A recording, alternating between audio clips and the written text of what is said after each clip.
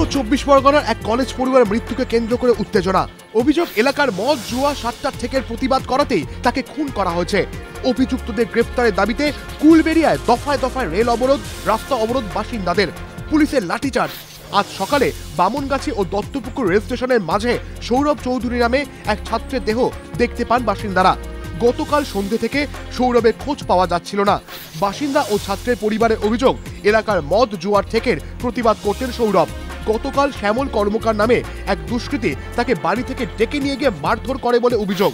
বাসিন্দাদের অভিযোগ, তার জেরেই সৌরভকে খুন করে রেল লাইনের পাশে ফেলে যায় দুষ্কৃতীরা।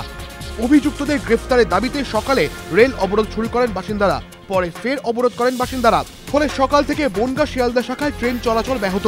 যশোর রোডও অবরোধ করেন বাসিন্দারা। অবরোধ হঠাতে লাঠিচার্জ করে পুলিশ। লালবাতি লাগানো গাড়ি চড়ে বর্ধমানের দলীয় মিটিংয়ে যোগ দিলেন অনুব্রত মণ্ডল। শুক্রবার স্টেট রুরাল ডেভেলপমেন্ট এজেন্সির বোর্ড লাগানো একটি গাড়ি, যার মাথায় লাল বাতি লাগানো রয়েছে, সেটি চড়ে অরবিন্দ স্টেডিয়ামে তৃণমূলের একটি অনুষ্ঠানে যোগ দিতে আসেন তিনি। স্বাভাবিকভাবে প্রশ্ন ওঠে, অনুব্রত মণ্ডলের গাড়ির মাথায় লাল বাতি কেন? কারণ সুপ্রিম কোর্টের বেঁধে দেওয়া গাইডলাইন অনুযায়ী স্টেট রুরাল ডেভেলপমেন্ট এজেন্সির চেয়ারম্যান লাল বাতি লাগানোর অধিকারী নন। তা সত্ত্বেও লাল বাতি লাগানো গাড়িতে তিনি ঘুরছেন কিভাবে? এই প্রশ্ন উঠছে। এ ব্যাপারে অনুব্রত মণ্ডল প্রকাশ্যে লাল বাতি লাগানো গাড়িতে ঘুরলেও পুলিশ প্রশাসনই বা কেন কোনো ব্যবস্থা নিচ্ছে না, তা নিয়ে উঠছে প্রশ্ন। ডেপুটি চেয়ারপারসনের দায়িত্ব নিয়েই কি তৃণমূলের পথে রাজ্য মহিলা কমিশনকে চালানোর কাজ শুরু করে দিলেন সদ্য লোকসভা ভোটে পরাজিত তৃণমূল প্রার্থী দোলা সেন? তার এদিনের মন্তব্যের পর নানা মহলে এই প্রশ্নই উঠতে শুরু করেছে। ওয়াকিবহাল মহলের বক্তব্য, রাজ্য মহিলা কমিশন একটি স্বশাসিত সংস্থা। তার কাজ রাজ্য সরকার কিংবা মুখ্যমন্ত্রীর কাজ এগিয়ে নিয়ে যাওয়া নয়। তারা নিজেদের মতো কাজ করবে। ইতিহাস বলছে, বহু ক্ষেত্রে স্বাধীনভাবে কাজ করতে গিয়ে রাজ্য সরকারের সঙ্গে মহিলা কমিশনের সংঘাতের পরিস্থিতিও তৈরি হয়েছে। কিন্তু খোদ রাজ্য মহিলা কমিশনের ডেপুটি চেয়ারপারসনই যদি বলেন তারা মুখ্যমন্ত্রীর কাজ এগিয়ে নিয়ে যাবে, তাহলে কমিশন আগামী দিনে স্বাধীনভাবে কাজ করবে, এই নিশ্চয়তা কোথায়? তাহলে কি রাজ্য সরকারের সুরে আরও বেশি সুর মেলানোর জন্যই দোলা সেনকে কমিশনে পাঠানো হলো?